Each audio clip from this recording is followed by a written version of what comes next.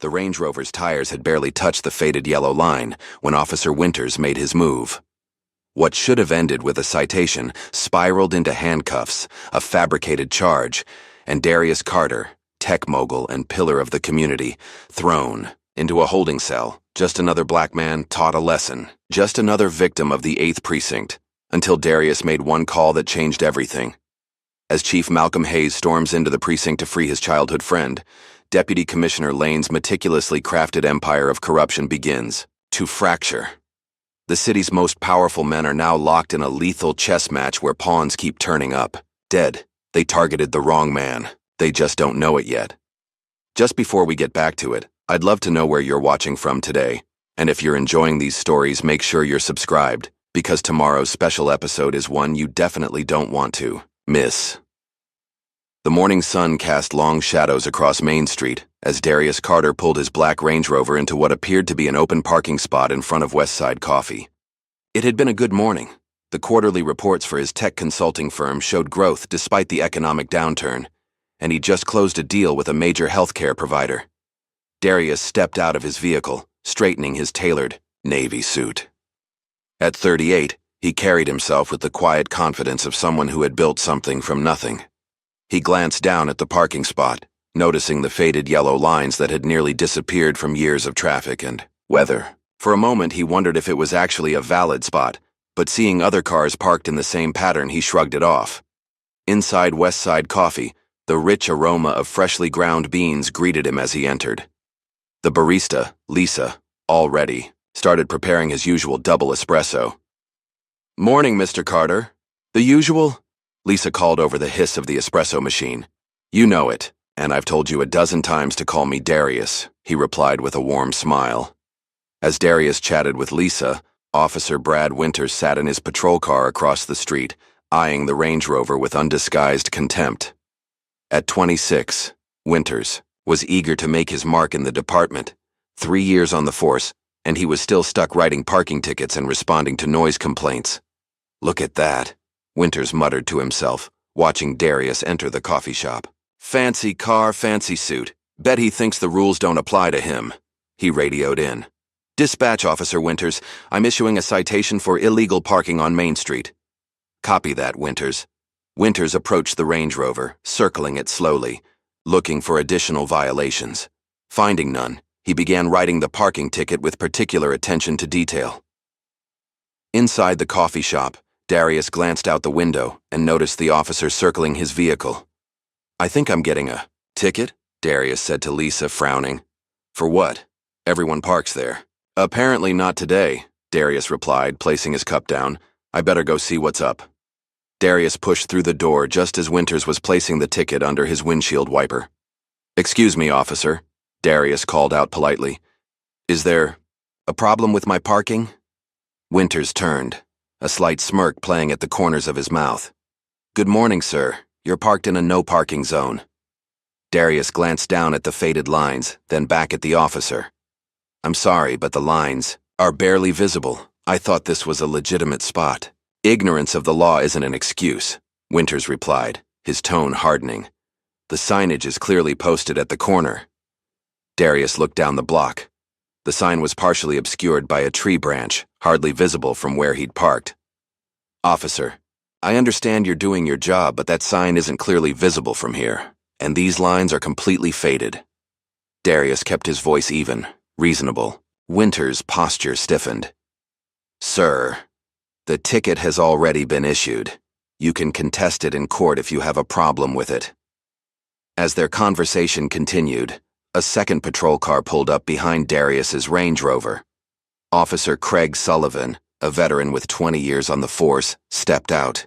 At 52, Sullivan had earned a reputation within the department, one that new officers quickly learned about. "Everything all right here, Winters?" Sullivan called out, approaching the pair with measured steps. "Just issuing a parking citation, sir," Winters replied, straightening slightly at his mentor's presence. Sullivan's cold blue eyes assessed Darius, taking in the expensive suit, the luxury vehicle, and the composed demeanor. His jaw tightened almost imperceptibly. "This gentleman seems to think the rules don't apply to him," Winters added, his confidence bolstered by Sullivan's presence. I never said that, Darius interjected calmly. I simply pointed out that the parking restrictions aren't clearly marked. Sullivan stepped closer, invading Darius's personal space. Sir, are you refusing to accept the citation? No, Officer Sullivan, Darius replied, reading the nameplate. I'm trying to have a reasonable conversation about the circumstances. What's your name? Sullivan demanded, his tone shifting from professional to confrontational. Darius Carter. Sullivan's eyes narrowed slightly. ID, please. Darius hesitated. Am I being detained? I don't understand why you need my identification for a parking violation.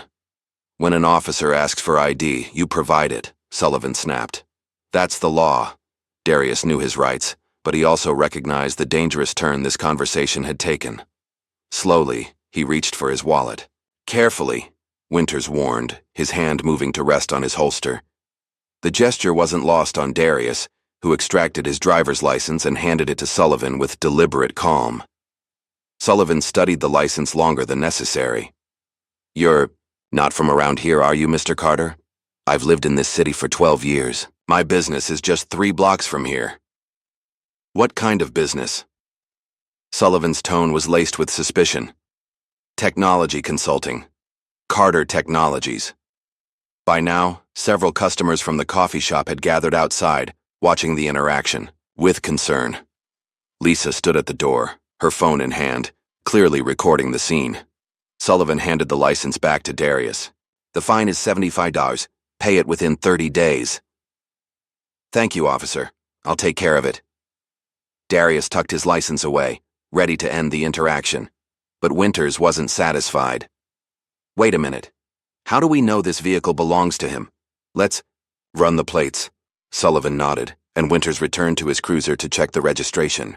Is this really necessary? It's a parking ticket, Darius asked, feeling his patience wearing thin. Just doing our due diligence, Sullivan replied with a cold smile. Winters returned, his expression taut with excitement. The vehicle is registered to Carter Technologies. But there's an issue with the registration. What issue? Darius asked, genuinely confused. I renewed it last month. System shows it's pending. Technically, you shouldn't be driving this vehicle. That's impossible. I have the confirmation email and receipt. Darius reached for his phone. Sullivan's hand shot out, grabbing Darius's wrist. Stop right there. Keep your hands where I can see them. The sudden escalation sent a murmur through the growing crowd. Someone called out, He's just getting his phone.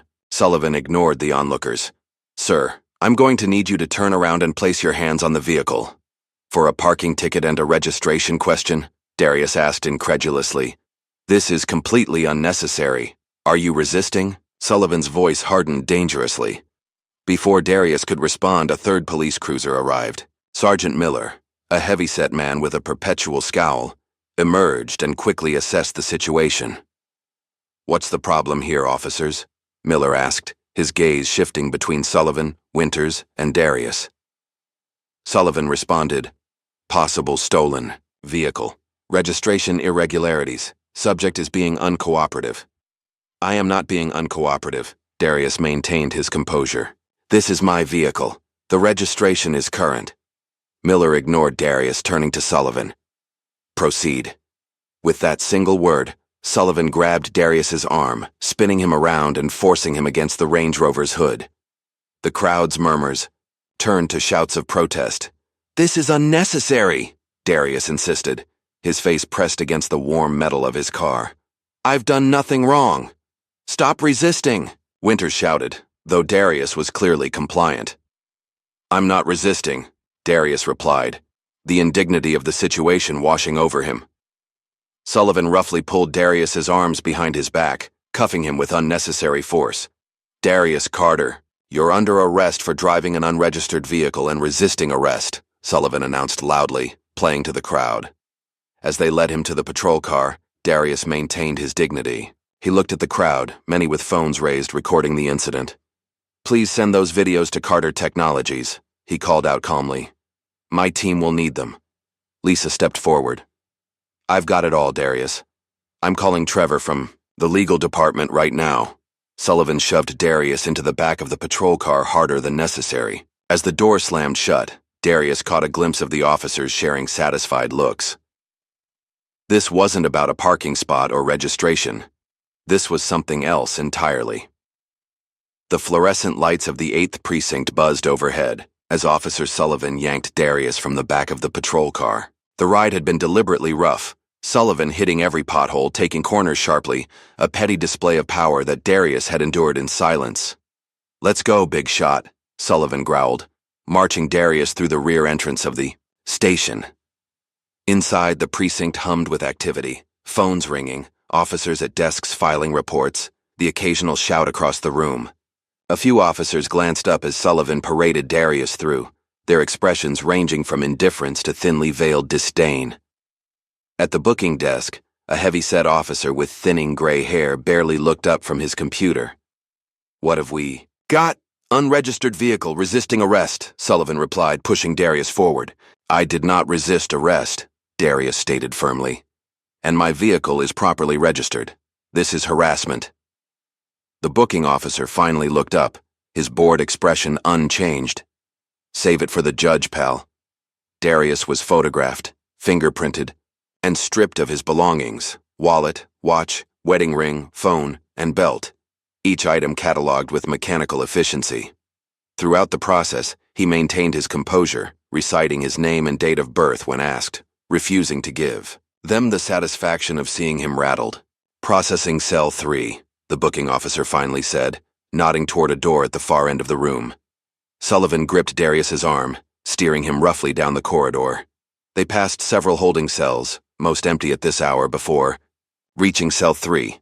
Inside, a single occupant sat hunched on a bench, head in hands. "Home sweet home," Sullivan sneered, removing the handcuffs with a deliberate twist that sent pain shooting through Darius's shoulders. "Enjoy your stay." The cell door clanged shut, the sound reverberating through the concrete room. Darius rubbed his wrists, assessing the reddened skin where the cuffs had dug in. He turned to face his cellmate, a black man in his early 30s, dressed in jeans and a faded t-shirt. "What are you in for?" the man asked, eyeing Darius's expensive suit with curiosity. "Parking ticket," Darius replied dryly. The man let out a humorless laugh. "Must have been some parking ticket." It was.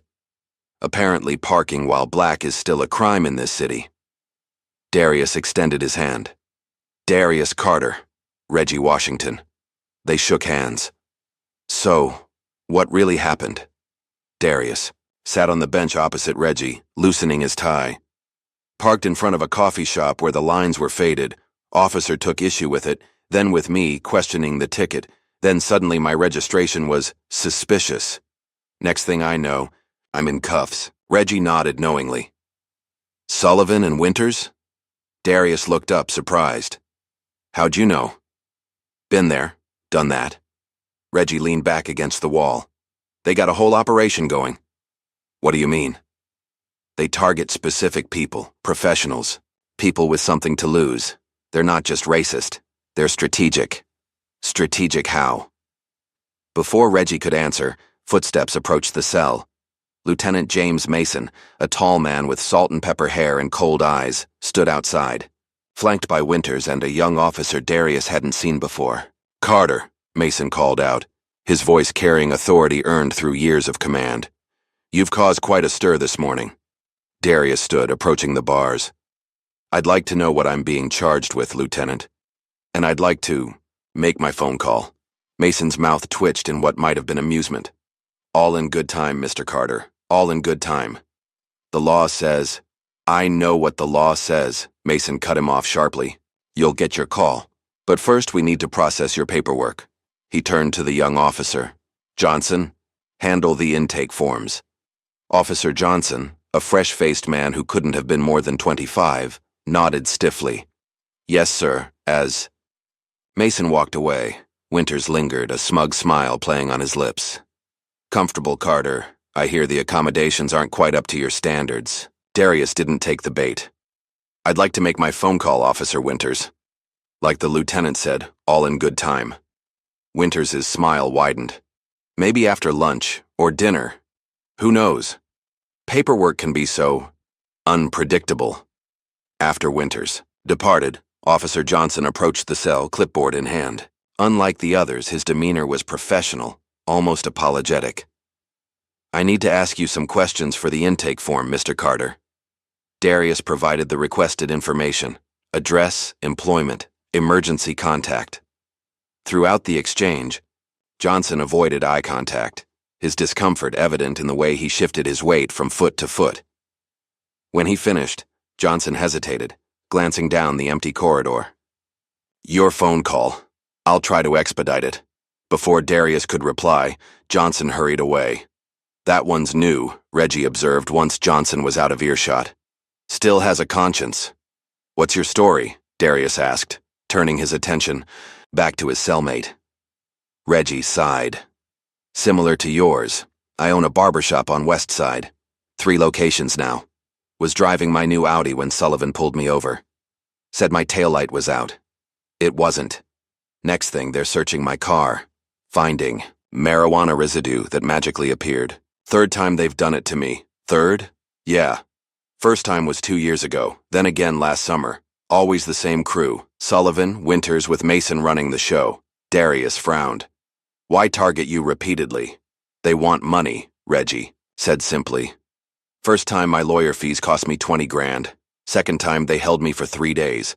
Lost a major catering contract for my wife's business. This time," he shrugged, "we'll see what they want." "But why not file a complaint? Get the media involved?" Reggie's laugh was bitter. "Man, you really don't know how deep this goes, do you? Last guy who filed a complaint, his business got raided by health inspectors every week for 6 months. Another one had his accounts frozen for a tax investigation that turned up nothing. They got people in every department in this city." Darius processed this information, the pieces starting to align. "So it's not just racist police. It's a coordinated intimidation racket." "Bingo," Reggie confirmed. "They target successful black business owners. Make our lives hell until we pay up or move away. They call it community improvement." The conversation was interrupted by the return of Sullivan and Winters. They stood outside the cell, observing their captives with undisguised satisfaction. "Having a nice chat?" Sullivan asked mockingly. "Just comparing notes," Darius replied coolly. "Seems like you've established quite a pattern here." Sullivan's expression hardened. "Careful, Carter.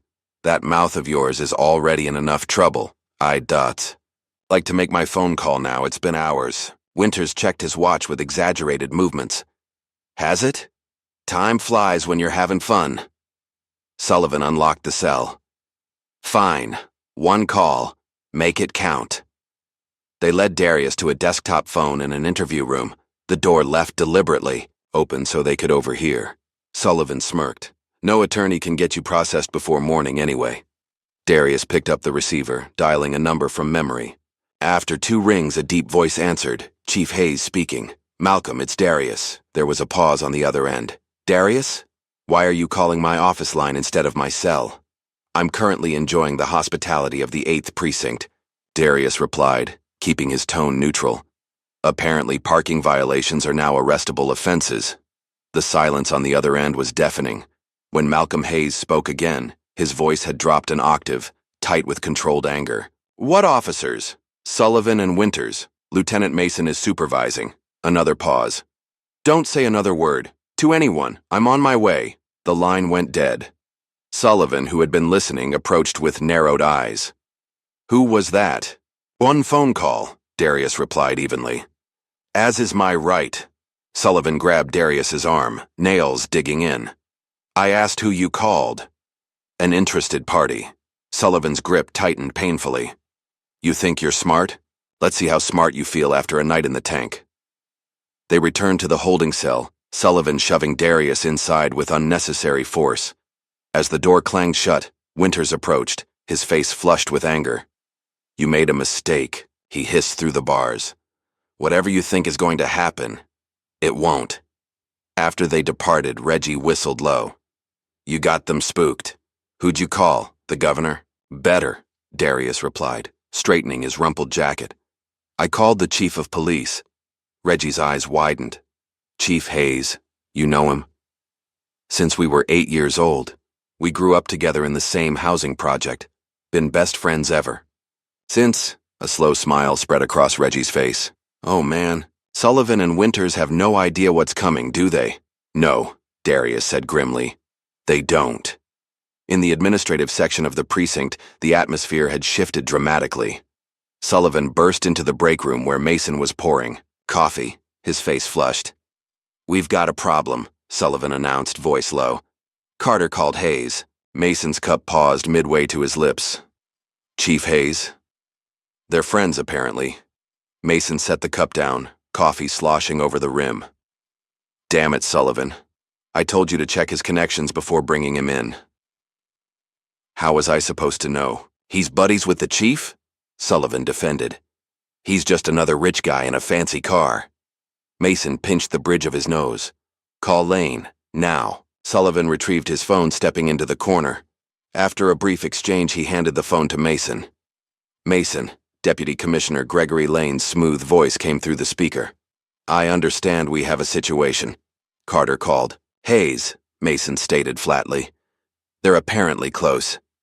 Lane's chuckle was devoid of humor. Is that all? I was worried it might be something serious.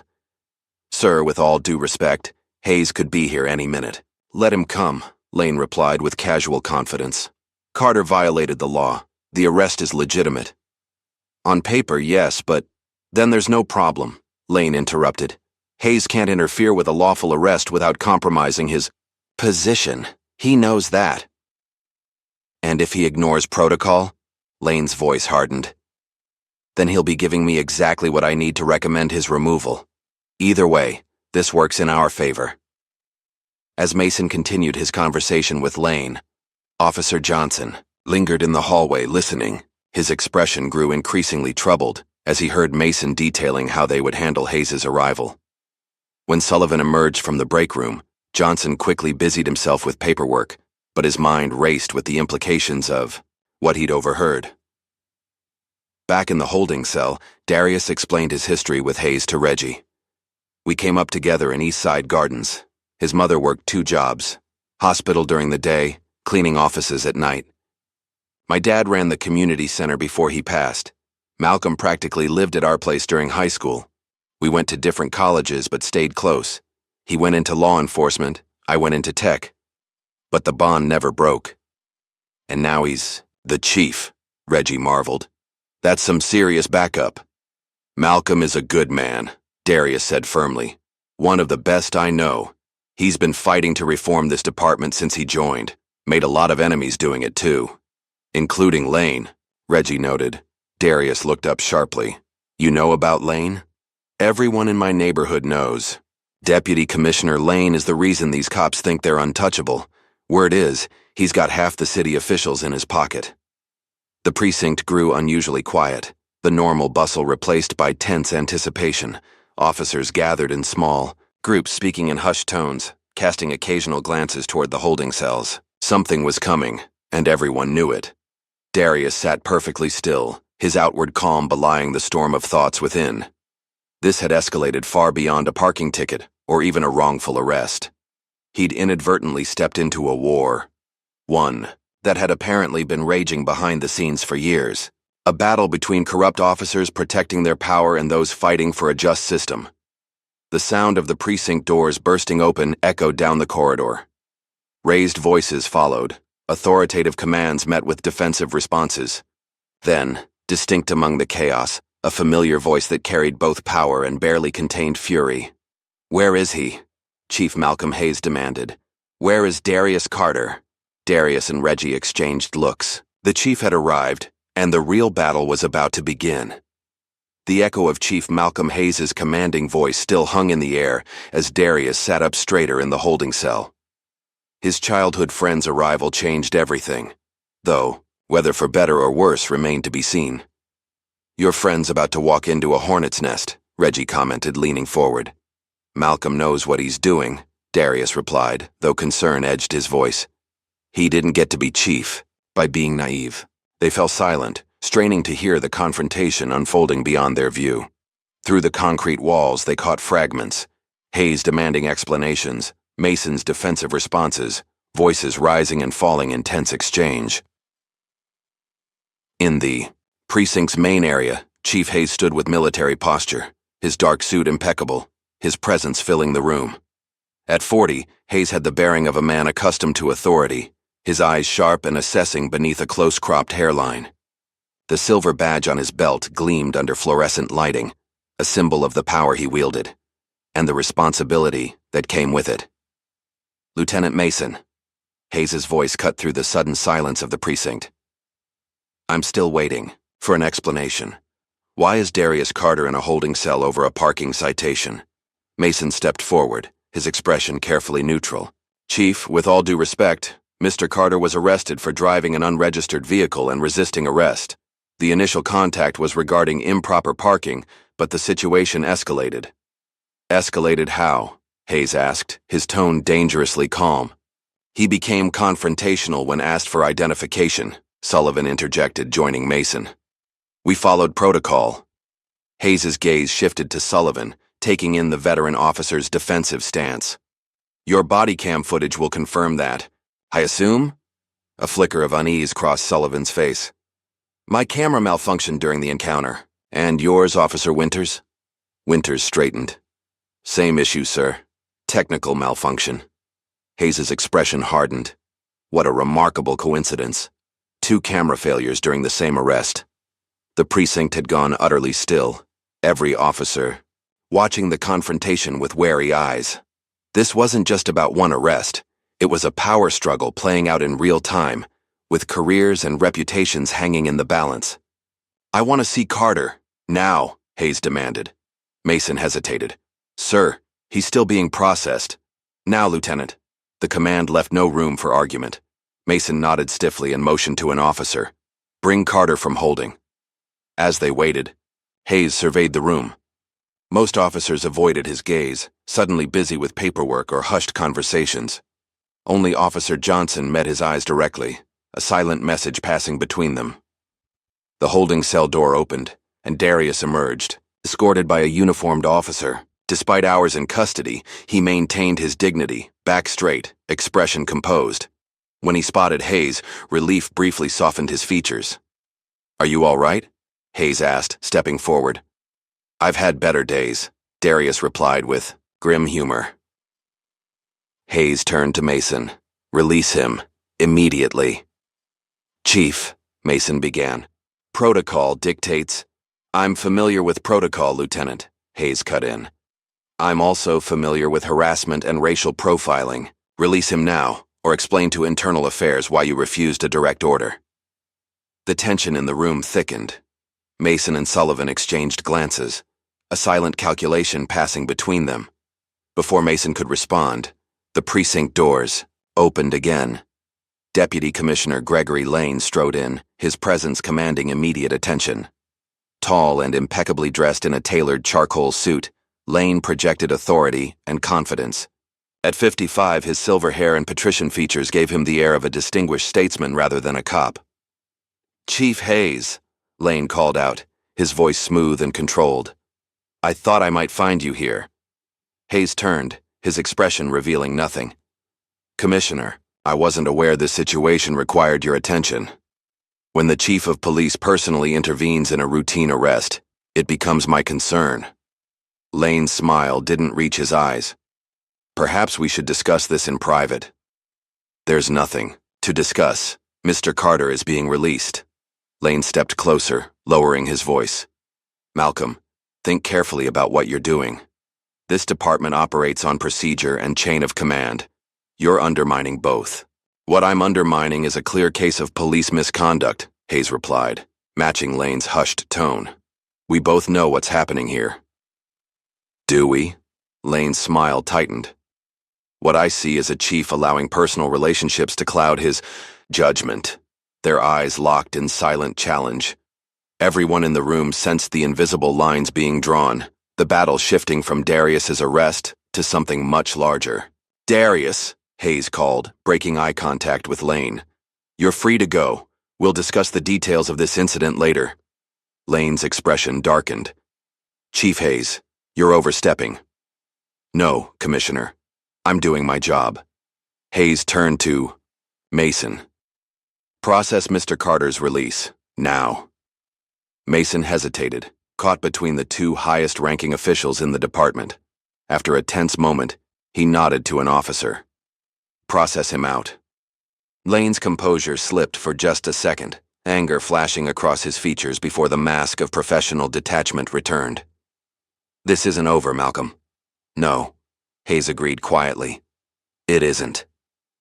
As Darius was led away to retrieve his belongings, Hayes and Lane continued their standoff in the center of the precinct, neither willing to concede ground. The watching officers sensed the seismic shift occurring. Whatever happened next would reshape the department's power structure. In the property room, Officer Johnson handed Darius his personal effects. "Sir," he whispered, glancing over his shoulder. "Be careful, they won't let this go." Darius studied the young officer. "Why are you helping me?" Johnson's eyes darted nervously toward the door. "Because I became a cop to protect people, not to harass them. What happened today? It's not right." "Then do something about it," Darius urged, keeping his voice low. "The chief needs allies he can trust." Johnson nodded once before slipping away, leaving Darius to wonder if he'd found an unexpected ally, or merely a momentary conscience in a corrupt system. Back in the holding area, Reggie remained in the cell, watching Darius's release with a mixture of admiration and resignation. As Darius passed, he called out, "Don't forget about the rest of us, man." Darius paused. "I won't. That's a promise." Outside, Hayes led Darius to his unmarked department vehicle, checking his friend for visible injuries. "Did they hurt you?" "Nothing physical," Darius assured him. "But Malcolm, what I saw in there, what I heard from another detainee, this goes beyond one bad arrest." Hayes' jaw tightened. "I know. Get in. We'll talk somewhere secure." As they drove away from the precinct, neither man noticed the unmarked car that pulled out behind them, maintaining a careful distance. 20 minutes later, they sat in Hayes' office at police headquarters, the door locked, blinds drawn. Hayes poured 2 fingers of bourbon from a desk drawer, sliding one glass toward Darius. "Tell me everything," Hayes said, leaning forward.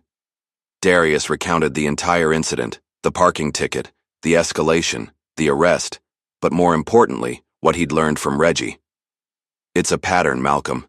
They're targeting successful black business owners. Harassment, false charges, intimidation."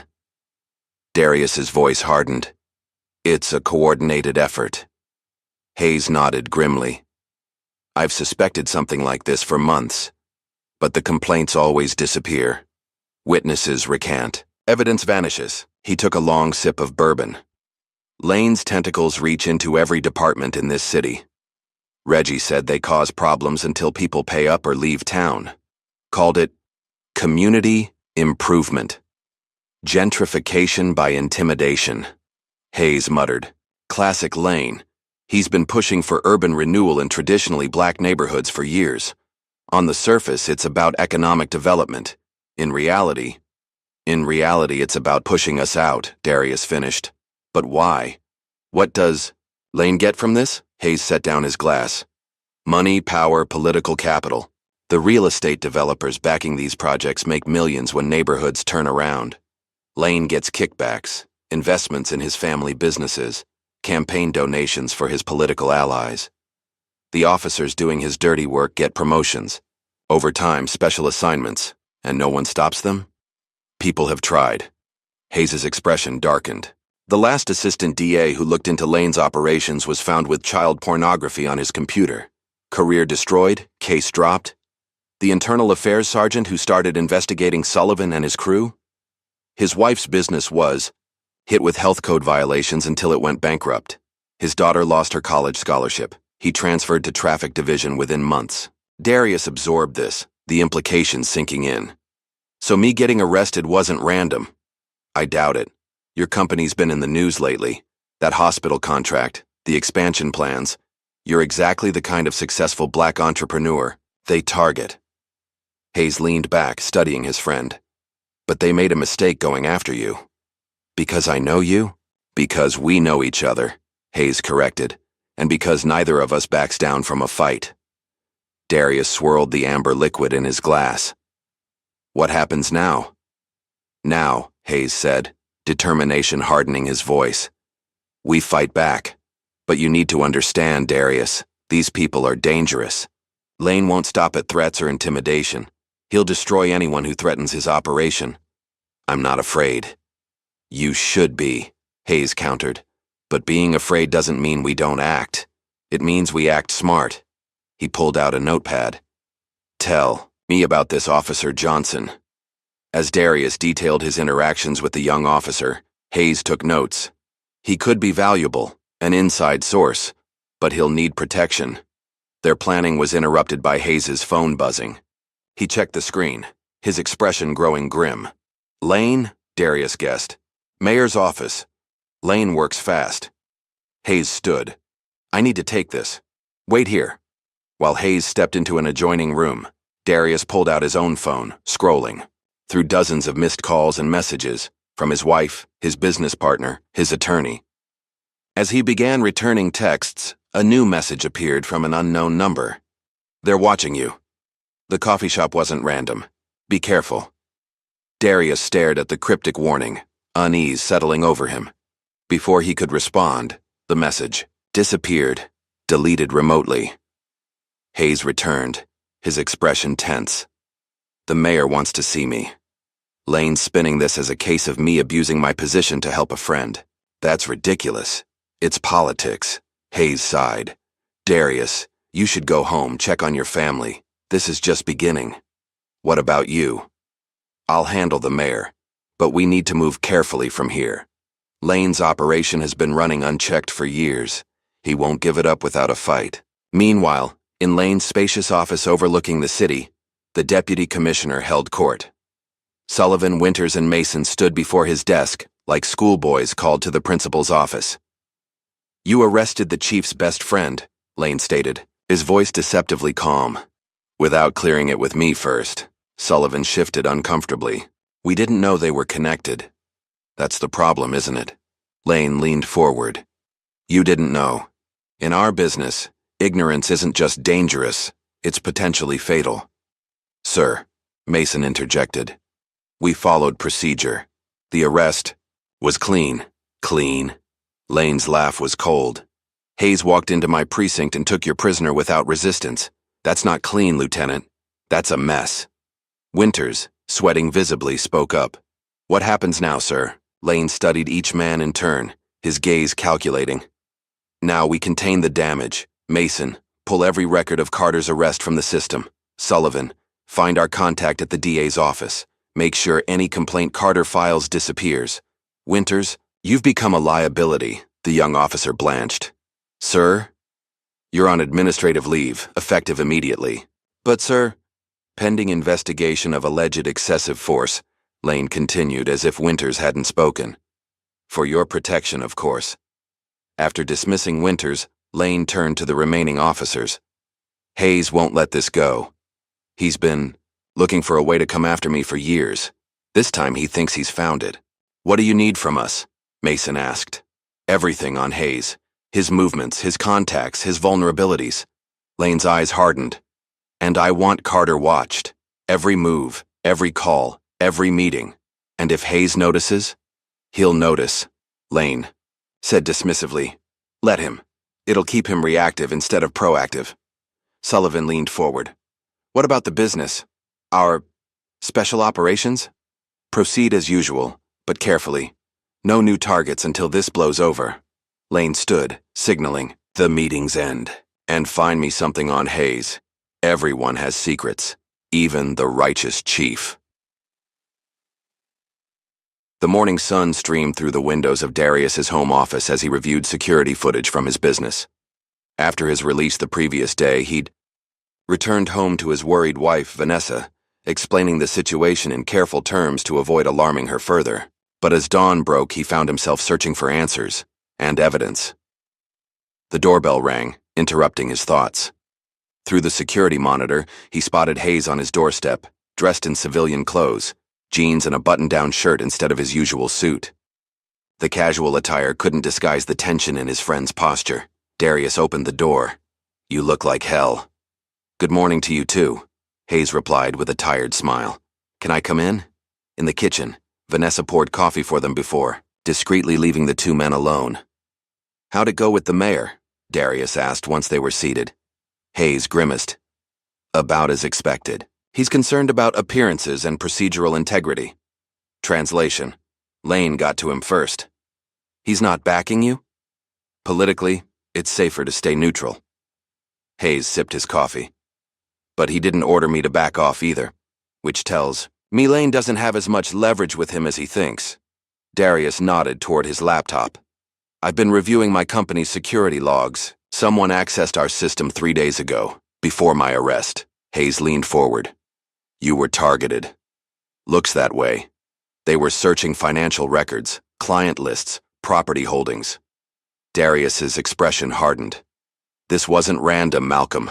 They were gathering intelligence." The conversation halted as Darius's phone rang, his attorney, Trevor Washington. "Trevor, what's up?" Darius listened intently, his expression darkening. "When? Are you sure?" "No, don't do anything yet, I'll handle it." He ended the call, turning to Hayes with grim determination. "That was my lawyer. The charges against me weren't dropped, they've been escalated. Now they're claiming they found cocaine residue in my vehicle." Hayes set down his cup with deliberate care. "They're manufacturing evidence. Trevor says there's a warrant for my arrest being processed right now. Lane's moving faster than I anticipated." Hayes stood. "We need to go to the precinct immediately." "To do what?" "To confront this head-on, before they send officers to arrest you here in front of your family." Vanessa entered, having overheard the conversation. "Darius, what's happening?" "They're trying to frame me," Darius explained, embracing his wife. "Malcolm and I are going to handle it." "I'm coming with you," she insisted. "No," both men said simultaneously. Hayes continued gently. "Vanessa, I need you to call this number." He wrote down a contact. "It's a trusted colleague at the DA's office. Tell her what's happening. She can slow down the warrant process." Reluctantly, Vanessa agreed. As Darius and Hayes prepared to leave, she gripped her husband's arm. "Be careful, both of you." The drive to the 8th precinct was tense, both men strategizing their approach. "Lane's trying to force my hand," Hayes said as they pulled into the parking lot. "This bogus charge is designed to create a public confrontation." "Then let's give him one," Darius replied. "But on our terms." They entered the precinct, Hayes now in full chief regalia, uniform, badge, the physical embodiment of his authority. The front desk officer's eyes widened at their appearance. "Chief Hayes," she stammered. "We weren't expecting you." "Lieutenant Mason," Hayes demanded. "Where is he?"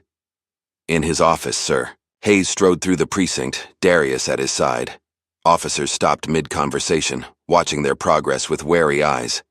They reached Mason's office, Hayes entering without knocking. Mason looked up from his desk, surprise quickly masked by professional detachment. "Chief, this is unexpected." "Drop the act, Lieutenant," Hayes said coldly. "I know about the cocaine charge you're trying to fabricate against Mr. Carter." Mason's gaze flickered to Darius before returning to Hayes. "I'm not sure what you're referring to, sir." "Let me be perfectly clear," Hayes continued, closing the door. "This ends now. The original charges were baseless. These new allegations are criminal. With all due respect, sir, that's not your determination to make. If evidence was found—" "Evidence?" Hayes's laugh was harsh. "We both know what this is, Mason. Lane is using you and your officers to target a private citizen because of his connection to me." Mason stood, his composure slipping. "You're out of line, Chief. This is my precinct, and we follow procedure here." "Procedure?" Darius interjected. "Is manufacturing evidence against innocent citizens part of your procedure, Lieutenant?" The door opened behind them, and Sullivan entered, freezing momentarily at the sight of Hayes and Darius. "Perfect timing, Officer Sullivan," Hayes said without turning. "We were just discussing the mysterious cocaine that appeared in Mr. Carter's vehicle after it was in police custody." Sullivan's face remained impassive. "Sir, I'm not involved in the evidence processing for that case." "Of course not," Hayes replied sarcastically. "Just like your body cam wasn't involved in recording the arrest." The tension in the room was palpable. Mason and Sullivan exchanged glances, a silent communication passing between them. Hayes stepped, closer to Mason. Here's what's going to happen. All charges against Mr. Carter will be dropped immediately. The officers involved in his arrest will be placed on administrative leave, pending a full investigation by Internal Affairs. You don't have the authority, Mason began. I'm the chief of police. Hayes cut him off. That's exactly the authority I have. The standoff was interrupted by a new arrival. Deputy Commissioner Lane, his timing too perfect to be coincidental. He surveyed the scene with calculated calm. Chief Hayes, Lane greeted smoothly. Making personal visits to precincts now. How dedicated. Commissioner, Hayes acknowledged coldly. I'm addressing a case of apparent evidence tampering and police misconduct. Lane raised an eyebrow. Serious allegations. Do you have proof? We both know what's happening here. What I know, Lane replied, moving further into the room, is that you're personally involving yourself in a case concerning your friend. Again. That's a conflict of interest, Malcolm. Hayes didn't back down. The conflict is your officers targeting citizens based on race and personal connections. Lane's smile was thin. Careful, Chief. Accusations of racial profiling require substantial evidence. Without it, you're undermining department morale and public trust. The power dynamics shifted with Lane's arrival. Mason and Sullivan straightened, their confidence visibly returning now that their protector was present. Mr. Carter was lawfully arrested. Lane continued. If additional evidence was discovered during processing of his vehicle, that's standard procedure. Evidence that mysteriously appeared after the vehicle was in police custody? Darius challenged. Lane turned to him, eyes cold. Mr. Carter, you're here as a courtesy because the chief brought you. That courtesy can be revoked.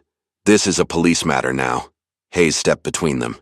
The only police matter here is corruption, Commissioner, and I intend to root it out. Noble sentiments, Lane replied, but misplaced. Lieutenant Mason, please escort Mr. Carter to processing. The warrant for his arrest should be coming through shortly. No, Hayes stated firmly. That's not happening. The room went still, the confrontation reaching its tipping point. Lane's expression hardened. That sounded remarkably like insubordination, Chief Hayes. Call it what you want. Mr. Carter is leaving with me. Now. Mason moved toward Darius, but Hayes blocked his path. For a tense moment, it seemed the situation might turn physical. Lane broke the silence. This is disappointing, Malcolm. I expected better judgment from you. And I expected basic integrity from this department, Hayes countered. We're both disappointed. Just then, Hayes's phone buzzed. He checked the message, a slight smile forming. It seems the district attorney has concerns about the warrant request for Mr. Carter. She's put a hold on it pending review of the evidence chain. Lane's composure slipped momentarily, anger flashing in his eyes. That's temporary. Perhaps, Hayes agreed. But it gives us time to examine how cocaine appeared in a vehicle that was clean during the initial search. I'm sure the body cam footage will be enlightening. Oh wait, those cameras malfunctioned, didn't they? This isn't over, Lane stated, his voice low and dangerous. On that we agree, Hayes replied. He turned to Darius. Let's go. As they left Mason's office, Hayes nodded to several officers in the bullpen, silent signals to allies in a divided department. Darius noted which officers returned the gesture, mentally cataloging potential friends and foes. They were almost at the exit when Officer Johnson approached, subtly pressing a folded paper into Darius's hand while pretending to stumble. Sorry, sir, he mumbled before hurrying away. Outside in the parking lot, Darius unfolded the note. Storage room B, locker 42. Password, Hayes 1984. He showed it to Hayes. What's in locker 42? Darius asked. I don't know, Hayes admitted. But we need to find out. Johnson's risking his career, maybe more. After retrieving the contents of locker 42, a flash drive with incriminating body cam footage, they went to inspect the vandalism at Darius's office. Computer screens were smashed, furniture overturned, and spray painted across the main wall were the words, "Know your place." Darius surveyed the destruction, his expression hardening into resolve. This was meant to scare me. Is it working? Hayes asked quietly. No, Darius replied after a moment. It's making me angry. Hayes held up the flash drive they'd retrieved. This contains footage not just from your arrest, dozens of incidents dating back months, all showing the same pattern. Evidence of the targeting Reggie described? Hayes nodded grimly. And more. Sullivan and his crew discussing payoffs, Lane, giving direct orders to harass specific business owners. He looked Darius directly in the eyes. This is it, the evidence we need to take Lane down. As they left the office, neither man noticed the black sedan parked across the street, its driver watching their departure through the lens of a high-powered camera. Inside the vehicle, the observer spoke into a phone. They found the flash drive. Yes, sir. They're heading out now. No, they don't appear intimidated. Understood, Commissioner. I'll continue surveillance. Deputy Commissioner Lane hung up, turning to face Mason and Sullivan in his office. The warning didn't work. Carter's still in the game. What's our next move? Mason asked. Lane's expression was cold and calculating. Escalation. If Carter won't back down willingly, we'll have to make the cost unbearable. He turned to Sullivan. It's time for Phase 2. The family? Sullivan asked, his tone revealing his discomfort for the first time. Not yet, Lane replied, but everything else is fair game. His reputation, his business, his freedom. He picked up a file from his desk. And I have just the leverage we need. The battle lines were drawn. In Hayes' office, the chief and Darius reviewed the body cam footage, building their case one damning piece of evidence at a time. In Lane's corner, the corrupt network mobilized, preparing to destroy anyone who threatened their operation. The war for the soul of the department, and perhaps the city itself, had begun in earnest. And for Darius Carter, what started as a simple parking ticket had evolved into something far more significant. A fight for justice that would test not only his friendship with Hayes, but everything he believed about the system meant to protect and serve. Evening shadows stretched across Darius's living room as he paced, phone pressed to his ear. After the vandalism at his office, Hayes had insisted on a security detail for Darius's home. 2 officers he personally vetted, now stationed. Outside. Through the window, Darius could see their patrol car, a reminder that the conflict had escalated beyond a simple arrest. Everything's secure at the secondary office, Trevor, his attorney, assured him. We've implemented the security measures you requested, and I've got our IT team scanning for breaches hourly. And the hospital contract? Darius asked, concern evident in his voice. Some nervous whispers, but nothing concrete. I've reached out personally to reassure them. After ending the call, Darius found Vanessa in the kitchen, her hands wrapped around a mug of tea, eyes distant with worry. You should take the kids to your mother's, he suggested gently. Vanessa looked up, her expression resolute. We're not running, Darius. This is our home. It's not about running, it's about being smart. He sat beside her, taking her hands. Lane and his people are dangerous. They've already vandalized the office. And if we scatter, they win, Vanessa countered. Besides, Malcolm has officers watching the house. Their conversation was interrupted by the doorbell. Through the security monitor, Darius recognized Hayes, looking even more worn than that morning. He buzzed him in. Hayes entered, declining. Vanessa's offer of coffee with a tired wave. I can't stay long.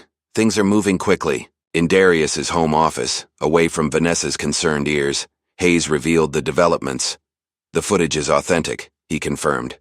Johnson's been secretly documenting Sullivan and his crew for months. We have clear evidence of pattern and practice, targeted harassment, falsified reports, explicit orders from Lane. Enough to take to the DA? Hayes' expression tightened. That's where it gets complicated. Our city prosecutor, James Wilson, is deep in Lane's pocket. His wife's real estate company has exclusive contracts for developments in revitalized neighborhoods. The same neighborhoods where black business owners are being pushed out, Darius noted. Exactly. And with most of the evidence coming from Johnson's unauthorized recordings, it might not be admissible, Darius finished, understanding the UB legal hurdle. We need more. Properly obtained, unimpeachable evidence. Hayes rubbed his temples. And we need to protect Johnson. Lane will know someone inside provided that footage. Darius considered their options. What about the mayor? Could he intervene? Mayor Parker is playing both sides. He won't openly oppose Lane. There's too much money involved in these development projects. But he also can't afford the scandal if Lane's operation becomes public. Hayes paced the small office. He's waiting to see who wins before choosing a side. So we're on our own. Not entirely. I've got allies in the department, good cops who've been watching Sullivan's crew with disgust. And I have contacts at the FBI. If we can build a strong enough case that this crosses into federal SAU jurisdiction, Lane loses his local protection. Darius nodded. Smart. As they strategized, Darius's phone buzzed with an incoming text from an unknown number. Meeting tomorrow, North Shore Diner. 7 a.m. Come alone. Proof of Lane's corruption. Darius showed Hayes the message. Could be a trap. Or it could be our breakthrough. Hayes studied the text. I'll have plainclothes officers secure the location beforehand. You won't be alone, no matter what this says. After Hayes departed, Darius rejoined Vanessa in the living room. She had CNN playing, the volume low. Anything new? He asked, settling beside her. Nothing about your case, if that's what you mean. She leaned against him. But I've been thinking, we should go public with what happened. Get ahead of whatever story Lane might spin. Darius considered this. The instinct to protect his privacy warred with the strategic advantage of controlling the narrative. You may be right, he admitted. But we need to be careful about how we frame it. As they discussed options, Darius's phone rang, an unknown number. Mr. Carter, a woman's voice greeted him. My name is Sonia Pierce. I'm a reporter with the Tribune. I understand you were recently subject to a controversial arrest. Darius straightened. How did you get this number? A source provided it, along with some concerning details about your case. Her tone was professional but sympathetic. I'd like to hear your side of the story. Darius met Vanessa's eyes, a silent exchange passing between them. This could be the opportunity they needed, or a trap set by Lane. I'm interested in talking, Darius replied carefully. But first, I need to know more about your source. You know I can't reveal that, Pierce responded. But I can tell you, there's someone inside the 8th Precinct who's concerned about patterns of harassment against minority business owners. That narrowed the possibilities. Johnson, possibly, or another officer with a conscience. Darius made a decision. Meet me tomorrow at my attorney's office. I'll text you the address. After the call, Vanessa squeezed his hand. Are you sure about this? No, Darius admitted. But Lane's already moving against us. At least this way we control how the story breaks. Across town, in a dimly lit bar popular with off-duty officers, Sullivan and Winters nursed beers in a corner booth, their conversation low and tense. This is getting out of hand, Winters muttered, glancing nervously around the room. We were supposed to pressure some black businesses, not start a war with the chief of police. Sullivan snorted. Getting cold feet, rookie? This is the job. Harassment. And evidence planting weren't in the job description. Grow up, Sullivan snapped. You think cops make it on salary alone? Lane's operation has been running smooth for years. One connected black guy isn't going to change that. Winters wasn't convinced. Hayes isn't backing down, and now someone's leaking body cam footage? Lane's handling it, Sullivan assured him, though uncertainty flickered in his eyes. Besides, we're too far in to back out now. Their conversation was interrupted by the arrival of Mason, his expression grave. We have a problem, he announced without preamble. The reporter, Pierce. She's asking questions about Carter's arrest. Specific questions, Sullivan cursed. How did she get details? Someone's talking. Mason's gaze swept the bar, as if the traitor might be among them. Lane wants her stopped before the story breaks. Stopped how? Winters asked, alarm evident in his voice. However necessary, Mason replied coldly. Pierce lives in Westview Apartments, Unit 307. Lane wants you two to pay her a visit tonight. Make it clear that pursuing this story would be unhealthy. Sullivan nodded, but Winters tailed. Intimidating a reporter? That's crossing a line, Lieutenant. Mason fixed Winters with a hard stare. The line was crossed the moment you joined Sullivan's unit. You're either with us or against us. There's no middle ground here. After Mason departed, Winters drained his beer, conflict evident on his face. I didn't sign up for this. Yes, you did, Sullivan countered. The moment you took that envelope of cash after your first special assignment. We all did. Meanwhile, at police headquarters, Hayes worked late into the night, reviewing personnel files looking for officers he could trust for the operation at North Shore Diner. His concentration was broken by a knock at his door. Come in, he called, quickly minimizing the files on his screen. Officer Tanya Rodriguez entered, closing the door behind her.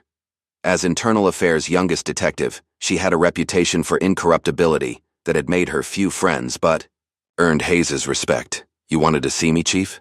Have a seat, Rodriguez. Hayes gestured to the chair across from his desk. What I'm about to tell you doesn't leave this room. Rodriguez nodded, her expression serious. Understood. Hayes outlined the situation. Darius's arrest, the evidence of systemic harassment, Lane's corruption network. Rodriguez listened without interruption, her face betraying nothing. I need someone in IA I can trust, Hayes concluded. Someone who can investigate Sullivan and his crew without tipping off Lane. That won't be easy, Rodriguez admitted. Lane has people everywhere, including my department. I know. That's why I'm asking you directly. Your record speaks for itself. Rodriguez considered this. If what you're saying is true, this goes beyond police misconduct. This is organized crime with badges. Exactly. And I need proof that will stand up in court. I'll need resources, authorization to conduct surveillance. You'll have whatever you need, Hayes assured her. But it has to be completely off the books for now. Lane can't know we're investigating. Rodriguez studied Hayes, weighing her options. This could end both our careers if it goes sideways. It could end more than our careers if Lane realizes what we're doing, Hayes countered grimly. But doing nothing isn't an option anymore. After a moment's consideration, Rodriguez nodded. I'm in. But we do this by the book. No shortcuts, no compromising evidence. If we're going after Lane, it has to be airtight. Agreed. Hayes handed her a secure phone. Use this to contact me. It's encrypted, untraceable. As Rodriguez left, Hayes turned back to his computer, accessing a hidden folder of files, records. He'd been compiling on Lane for months. Surveillance photos, financial discrepancies, reported incidents that disappeared from official records, pieces of a puzzle that was finally taking shape. His phone buzzed with a text from Darius. Reporter from Tribune reached out, meeting her tomorrow. Hayes replied quickly, be careful. Lane may have eyes on the media too. In her apartment across town, Sonia Pierce reviewed her notes on the Carter case, unaware of the conversation about her taking place at the officer's bar. She'd been tracking complaints against the 8th Precinct for months, piecing together a pattern that pointed to systematic harassment of minority business owners. Her research was interrupted by a knock at her door. Checking the peephole, she saw a delivery man holding a package. Delivery for Pierce, he called through the door. Cautiously, she opened the door, keeping the chain engaged. I didn't order anything. Courtesy package, the man explained, holding up a wrapped box. From an admirer of your work. Intrigued but wary, Pierce accepted the package, signing for it before closing and relocking her door. Inside the box, she found a USB drive and a note. Evidence against Lane.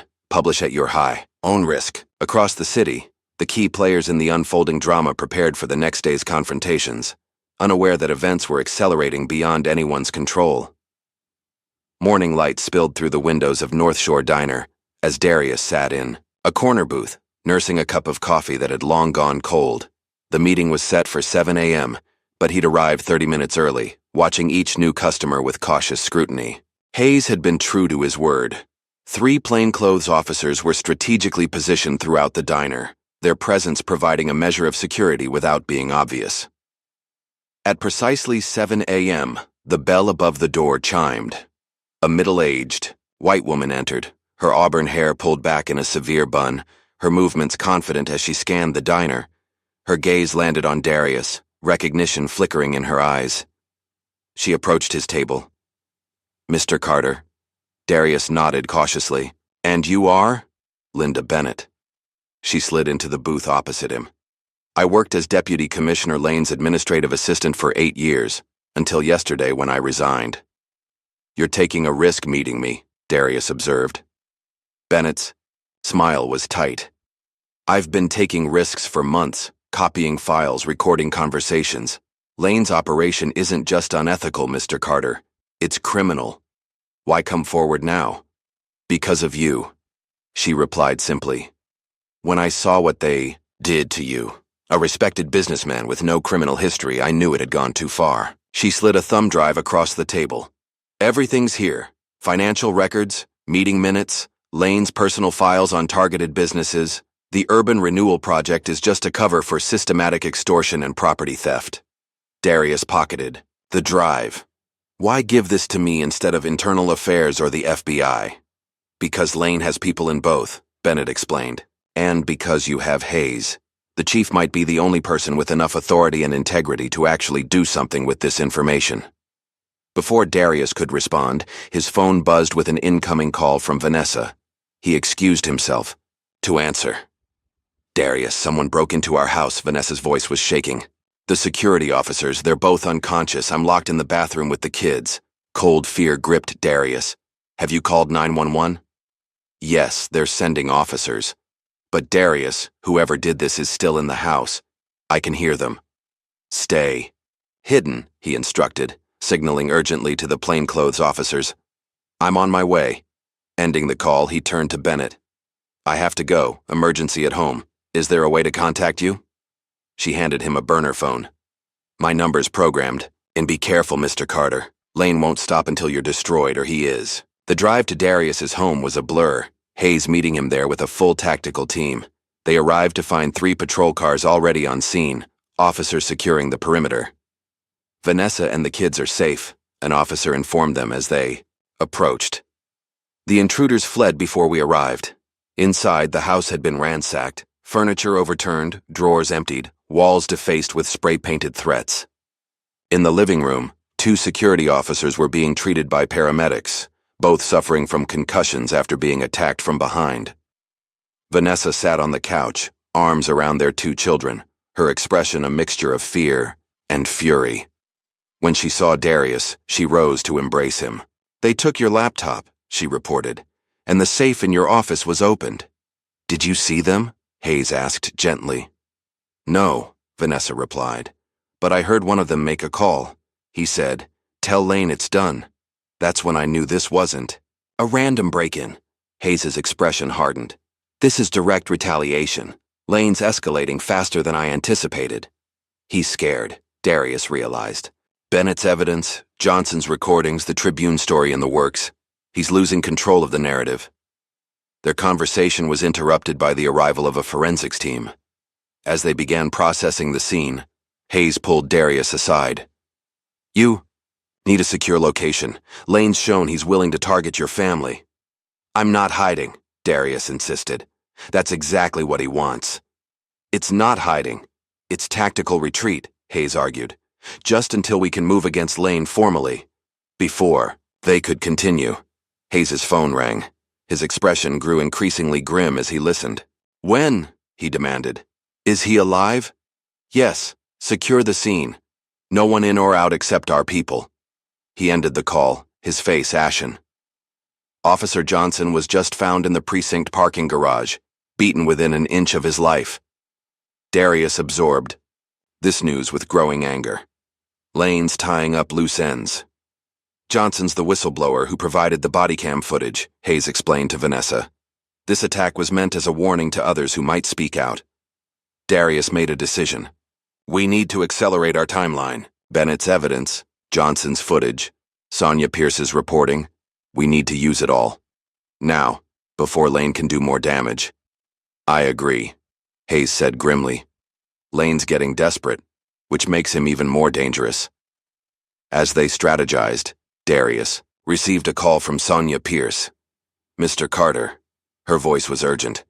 Someone broke into my apartment last night. They took my research on the 8th precinct. Are you all right? Yes, I wasn't home, but they left a message, a note saying I should mind my own business if I want to stay healthy. She paused. I'm still running the story, My editor's giving it front-page treatment for tomorrow's edition. But you should know. They're coming, after anyone connected to this case.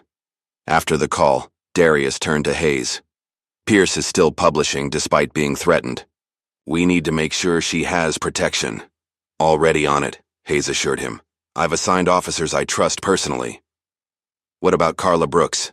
Vanessa suggested. She handled that police brutality case last year, won a 7-figure settlement. The civil rights attorney? Hayes considered this. Good thinking. With her involved, this becomes more than an internal police matter. It's a public civil rights case. Darius made the call. Carla Brooks listened intently before responding with characteristic directness. I've been tracking patterns at the 8th Precinct for years, she revealed.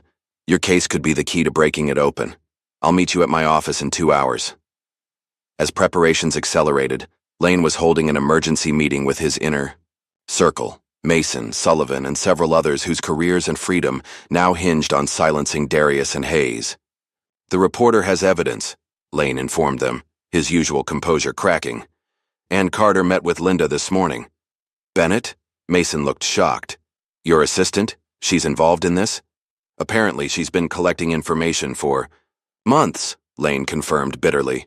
Recordings, documents, financial records. Sullivan leaned forward. Johnson's out of commission. Bennett and the reporter are next. No, Lane countermanded. No more direct attacks. It's drawing too much attention. We need something more definitive. What did you have in mind? Mason asked. Lane's expression was cold. Carter's the linchpin. Without him, Hayes lacks a victim for his crusade. The evidence becomes circumstantial. He turned to Sullivan. I want him discredited. Completely. How? The drug charges were a start, but we need more. Financial impropriety, professional misconduct, personal scandal, whatever it takes. Lane's voice hardened. By the time we're done, no one will believe a word Carter says. Sullivan nodded. Consider it done. Meanwhile, at Carla Brooks's downtown office, Darius, Hayes, and Vanessa presented their evidence. Bennett's files, Johnson's recordings, Pierce's research. Brooks reviewed it with practiced efficiency, her expression growing increasingly determined. This is extraordinary, she declared finally. Not just harassment or isolated misconduct, this is a criminal enterprise operating within the police department. Can we stop them? Vanessa asked. With this evidence? Brooks nodded confidently. We can do more than stop them. We can destroy them. She turned to Hayes. But you understand what this means for the department? The scandal will be unprecedented. I'm prepared for that, Hayes replied grimly. The department needs cleaning out top to bottom, no matter the cost. As they formalized their strategy, Darius received an urgent call from Trevor, his attorney. Darius, they've frozen your company's accounts, Trevor reported, disbelief evident in his voice. The DA's office just issued subpoenas for all your financial records. They're claiming money laundering and tax evasion. That's ridiculous, Darius protested. Our books are completely clean. I know that, but they're moving fast. This has Lane written all over it. After relaying this development to the others, Darius faced a moment of doubt. Lane's hitting us from all sides. If he freezes our assets, we can't fight back effectively. That's why we need to go public immediately, Brooks insisted. Once this evidence is in the open, Lane loses his advantage of secrecy. Hayes agreed. Pierce's article breaks tomorrow. We should coordinate with that. Have Brooks announce the lawsuit the same day, while I initiate formal departmental charges against Lane and his officers. As they solidified their counterattack, the weight of what they were undertaking settled over the room. They were challenging not just corrupt officers, but an entrenched system that had operated with impunity for years. Lane won't go down without a fight, Hayes warned. He'll use every resource at his disposal to destroy us. Let him try, Darius replied, his resolve hardening.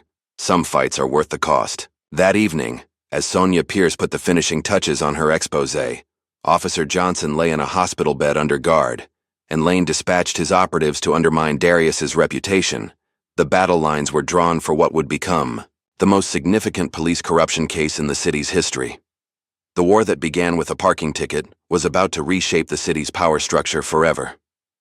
Dawn painted the city skyline in hues of pink and gold as Darius's security team escorted him and his family to the mayor's office. After the break-in at their home, Hayes had insisted on moving them to a secure location, a downtown hotel suite with round-the-clock protection from officers he personally vetted. The early meeting with Mayor Parker hadn't been easy to arrange. The mayor's assistant had initially refused, citing a packed schedule, until Hayes mentioned they would be bringing Linda Bennett and her evidence directly to the FBI if the mayor was too busy to address police corruption in his city. The mayor's corner office offered a panoramic view of the city he governed, a city where justice had become a commodity, sold to the highest bidder. Mayor Frank Parker, a silver-haired politician with an easy smile and calculating eyes, greeted them with practiced warmth that didn't quite reach his gaze. "Chief Hayes, Mr. Carter," he nodded, gesturing to the conference table. "And Mrs. Carter, I understand there was an incident at your home. I'm deeply sorry." "With all due respect, Mayor," Darius replied, "we need more than sympathy. We need action." Hayes placed a thick folder on the table. "This contains evidence of systemic corruption within the department, specifically centered around Deputy Commissioner Lane and officers at the 8th Precinct." Parker's professional smile faltered. "These are serious allegations, Chief." "They're not allegations," Vanessa interjected, sliding crime scene photos across the table. "This is what Lane's people did to our home. This is what they did to Officer Johnson for speaking out." The mayor examined the photos, his expression giving nothing away. "And you're certain Lane is behind this?" "We have recordings," Darius stated flatly. "Financial records, witness testimony. Lane has been running a criminal operation within the department for years, targeting minority business owners to facilitate gentrification projects that benefit his associates. Associates that include some of your biggest campaign donors," Hayes added pointedly. Parker's jaw tightened. "Careful, Chief. That sounds dangerously close to accusing me of complicity." "Not complicity," Hayes countered. "Willful ignorance. Perhaps. But that ends today." For a tense moment, silence filled the opulent office. Parker studied each face before him, weighing his options with the calculation of a career politician. "What exactly are you asking for?" he finally asked. "Lane's immediate removal," Hayes replied without hesitation. "Pending a full investigation by an independent prosecutor." Parker leaned back, steepling his fingers. "You understand what you're asking? Lane has powerful connections throughout the state. The political fallout would be significant. The fallout from ignoring police corruption would be worse," Vanessa countered, "especially once Sonia Pierce's article hits tomorrow's front page." At the mention of the reporter's name, Parker's composure cracked slightly. "The Tribune is running a story on this?" "Complete with documentation," Darius confirmed. "And Carla Brooks is filing a federal civil rights lawsuit this afternoon." Parker stood abruptly, moving to the window. For several minutes, he stared out at the city, weighing political calculations. Only he could see. When he turned back, his expression had hardened into resolve. "I can't remove Lane based solely on your evidence," he declared. "Not without due process." "Mayor," Hayes began, but Parker raised a hand. "However," he continued, "I can authorize an emergency oversight committee to review these allegations immediately, and I can ensure Lane is temporarily reassigned during the investigation." "That's not enough," Darius argued. "Lane will use that time to destroy evidence and intimidate witnesses." "It's all I can offer officially," Parker replied, then lowered his voice. "Unofficially, I won't interfere with your investigation, and if you can get concrete evidence that stands up in court, I'll support whatever actions are necessary." It wasn't the decisive victory they'd hoped for, but it was more than they'd expected. As they left City Hall, Darius turned to Hayes. "He's hedging his bets," Darius observed, "keeping options open depending on which way the wind blows." "That's politics," Hayes replied grimly. "But he gave us what we need most, time and space to build our case without his interference." As their security detail escorted them to waiting vehicles, Hayes received an urgent call from Tanya Rodriguez. "Chief," her voice was tense, "you need to get to Memorial Hospital immediately. It's Officer Johnson. He's awake and talking, but Lane's people are trying to get to him." "Secure his room," Hayes ordered. "No one enters without my direct authorization." When they arrived at Memorial Hospital 20 minutes later, they found Rodriguez outside Johnson's room, alongside two officers Hayes trusted implicitly. "Status?" Hayes demanded. "Two plainclothes officers from the 8th tried to enter 10 minutes ago," Rodriguez reported. "Claimed they were providing official protection. When I refused access, they made a call. I'm guessing to Lane or Mason." "Is Johnson secure?" Rodriguez nodded. "For now. But he's scared, Chief. Says he has more evidence, things he didn't include on the flash drive. Names, dates, locations of payoffs." "I need to speak with him," Hayes decided. Inside the hospital room, Officer Johnson lay propped against pillows, his face a patchwork of bruises and cuts. Despite his injuries, his eyes brightened with recognition when Hayes entered. "Chief," he greeted weakly. "Thought they might have gotten to you too." "Not yet," Hayes replied, pulling a chair beside the bed. "Though not for lack of trying." Over the next 30 minutes, Johnson provided critical new information, details that connected Lane directly to the harassment operation, names of state-level politicians involved in the real estate developments, and the location of additional evidence he'd hidden. "There's a hard drive," Johnson explained, voice barely above a whisper. "Hidden in my apartment, under the floorboard beneath my bed. Everything's there, the complete record." "I'll send Rodriguez to secure it immediately," Hayes promised. Johnson gripped Hayes' wrist with surprising strength. "Be careful, Chief. Lane has someone in your inner circle. I don't know who, but there's a reason he's always one step ahead." This revelation sent a chill through Hayes. The idea that someone close to him was feeding information to Lane explained much about the deputy commissioner's uncanny ability to anticipate their moves.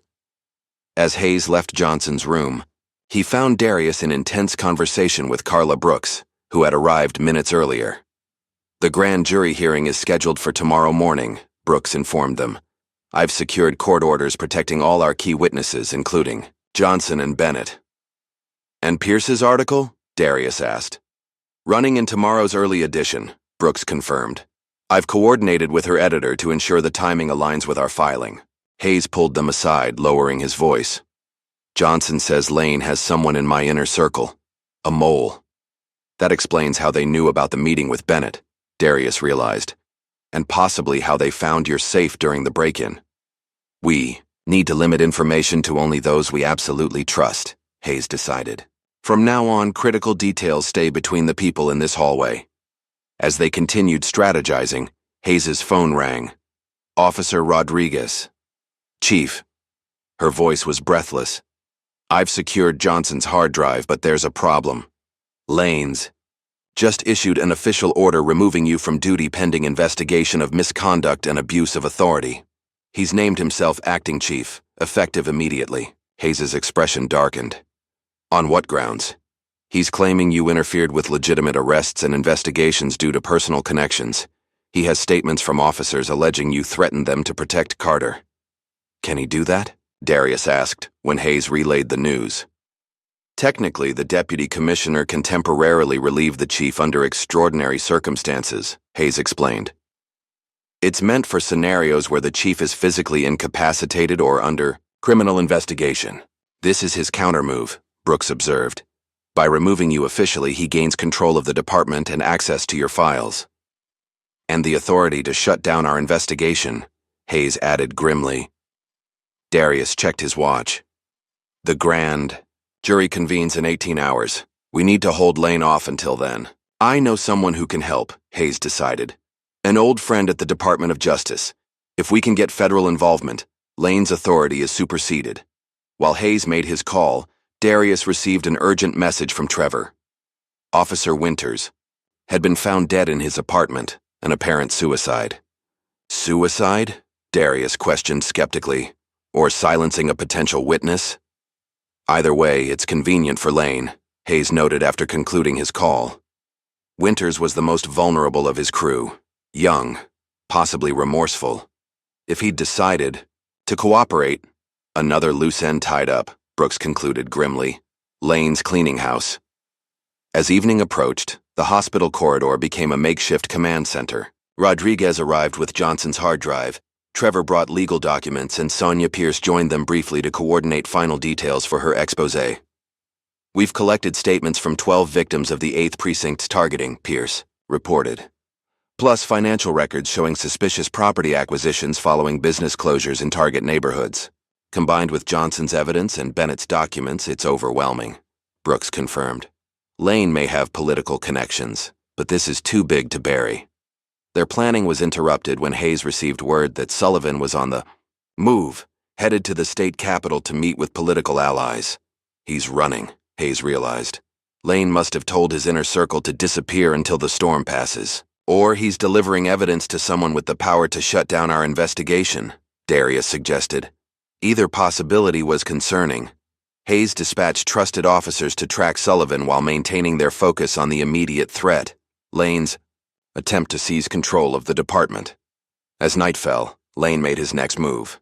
Darius received a call from Vanessa, who had returned to the hotel with their children under guard. "There are officers here," she reported, her voice steady despite the tension. "They have a warrant for your arrest, tax evasion and fraud. They're demanding I tell them where you are." Lane's trying to neutralize me before the grand jury, Darius realized, his heart racing. "Are you and the kids safe?" "Yes, our security team is holding them in the lobby. But Darius, they're saying they have financial records showing you laundered money through the business." "Fabricated evidence," Hayes assured them after Darius ended the call. "But effective. If they arrest you now, Lane could potentially keep you from testifying tomorrow." "I need to go underground," Darius decided. "Just until the hearing." Hayes nodded grimly. "I know a place they won't look, but we'll need to move now." As they prepared to leave the hospital through a service entrance, Brooks pulled Darius aside. "Whatever happens tonight," she said firmly, "be at the courthouse by 8 a.m. Without your testimony, this case loses its human center." "I'll be there," Darius promised, "no matter what." Across town, in his luxurious office, Lane orchestrated what he believed would be the final destruction of Hayes and Carter. With Sullivan headed to state officials with carefully crafted evidence of Hayes's misconduct, Mason coordinating the search for Darius, and political allies mobilized to discredit tomorrow's newspaper revelations, he felt confident in his position. "Sir," his new assistant interrupted, "State Senator Wilson is on line 1. Lane smiled as he picked up the phone. "Senator, thank you for returning my call. I'm afraid we have a situation that requires your particular influence." The chess match continued through the night, each side moving pieces into position for what would be the decisive confrontation in the morning.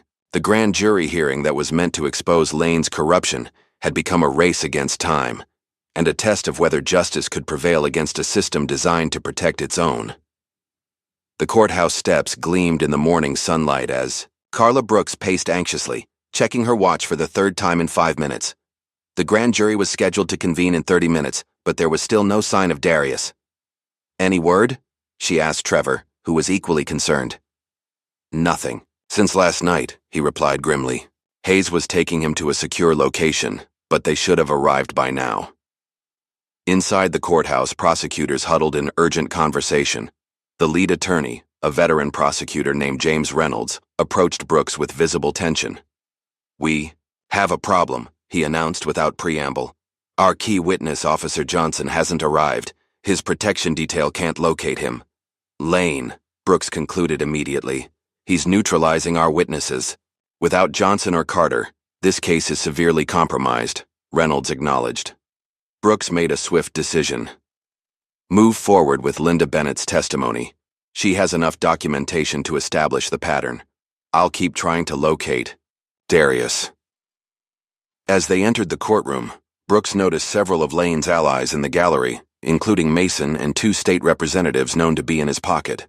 Lane himself was conspicuously absent, but his presence was felt in the confident smirks of his supporters.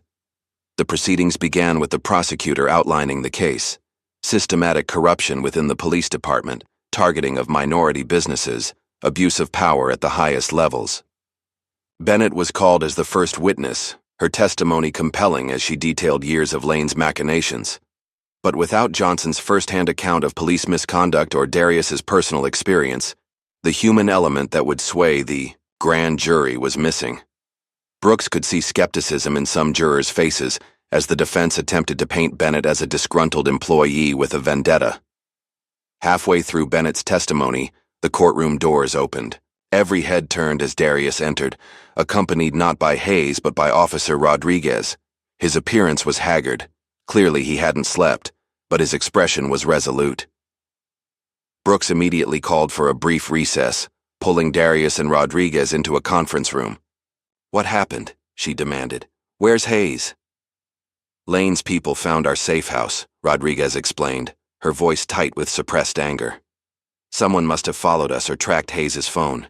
They came in shooting." "Hayes?" Brooks asked, dreading the answer. "He's alive," Darius assured her quickly. "But he took a bullet pushing me out the back. He's in surgery now." "And Johnson?" Rodriguez shook her head grimly. "Missing. His protection detail was found unconscious in his hospital room. Johnson was gone." Brooks absorbed this with growing determination. Lane's getting desperate. These aren't the actions of someone confident in their position. "What's our play?" Darius asked. "You testify," Brooks decided. "Everything. The arrest, the harassment, the break-in. Make the jury see the human cost of Lane's corruption." When proceedings resumed, Brooks called Darius to the stand. His testimony was powerful in its simplicity, the story of a successful businessman targeted because of his race and connections, subjected to false arrests, fabricated evidence, and violent intimidation. "Mr. Carter," Brooks asked, "why do you believe you were targeted by officers from the 8th Precinct?" "Initially, I thought it was simple racial profiling," Darius replied honestly. "But after comparing notes with other victims, speaking with Officer Johnson and Ms. Bennett, I realized it was strategic. They target successful minority business, owners whose properties are valuable to developers working with Lane and his associates. And the subsequent harassment? The break-in at your home?" "Retaliation," Darius stated firmly, "for challenging their authority and exposing their operation." The defense attorney, a slick operator named Wilson clearly in Lane's pocket, approached for cross-examination. "Mr. Carter," he began smoothly, "isn't it true that Chief Hayes is a close personal friend? That he intervened in your arrest because of that friendship?" "He intervened because the arrest was unjust," Darius countered. "Our friendship gave me access to help that others in my position might not have had. That's the point. This system preys on those who can't fight back." Wilson changed tactics. "Let's discuss your business finances. Isn't it true that your company is currently under investigation for tax irregularities?" "An investigation initiated by Lane after I began cooperating with Chief Hayes," Darius replied calmly. "Based on fabricated evidence, just like the cocaine they claimed to find in my car after it was in police custody." The questioning continued, Wilson trying various angles to discredit Darius's testimony, but with each attempt, Darius's responses grew more confident, more compelling. The jury was engaged, clearly moved by his account. As the cross-examination neared its end, the courtroom doors burst open again. All heads turned to see Officer Johnson being wheeled in on a hospital gurney, accompanied by federal agents. Despite his injuries, he was conscious, his determined expression matching Darius's own. "Your Honor," the lead federal agent announced, "we have additional evidence and testimony critical to these proceedings." The judge, after a brief conference with both legal teams, allowed Johnson to testify from his gurney. His account of the corruption within the 8th Precinct, delivered in a voice weak but unwavering, corroborated everything Darius and Bennett had described. Deputy Commissioner Lane personally ordered the harassment of specific business owners, Johnson testified. He directed officers to plant evidence, falsify reports, and intimidate witnesses. "And the attack on you?" the prosecutor asked.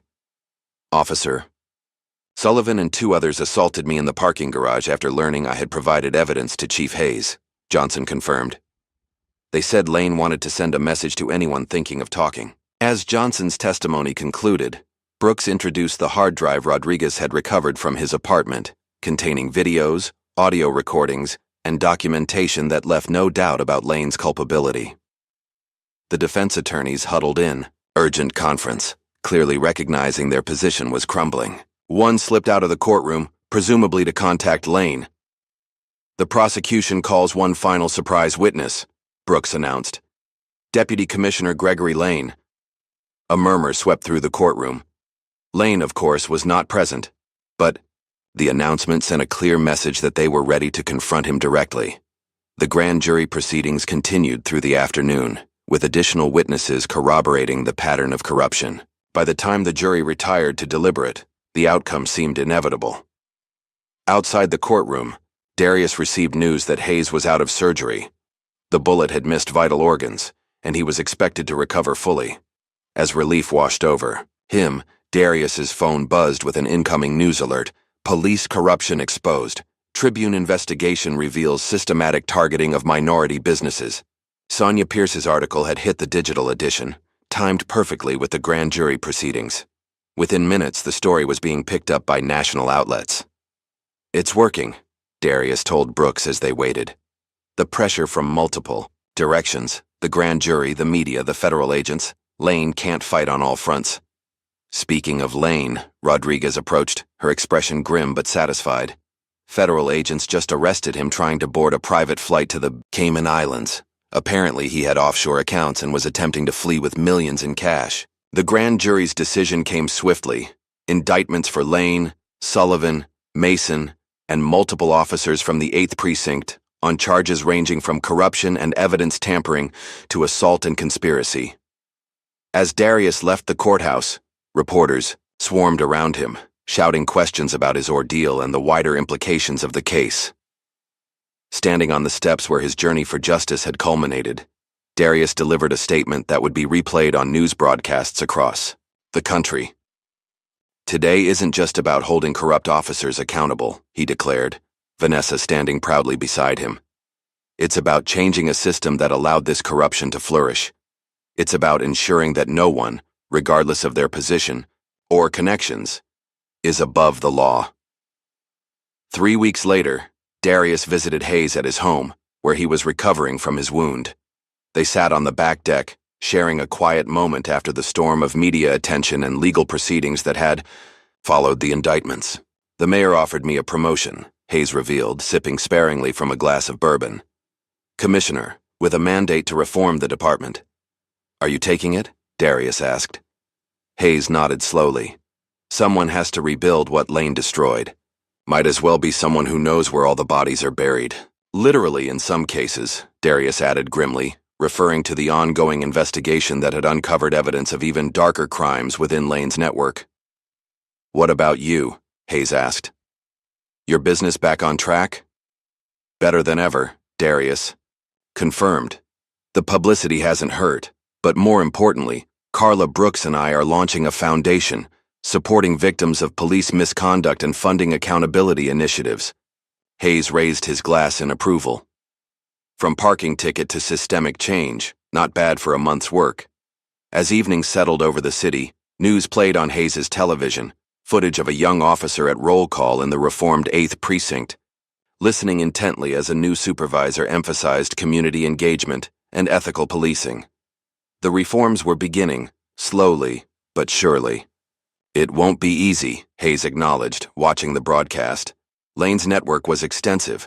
"We're still finding connections, still identifying officers involved." "But it's happening," Darius countered. "That's what matters. The system protected itself for years, but it wasn't invincible."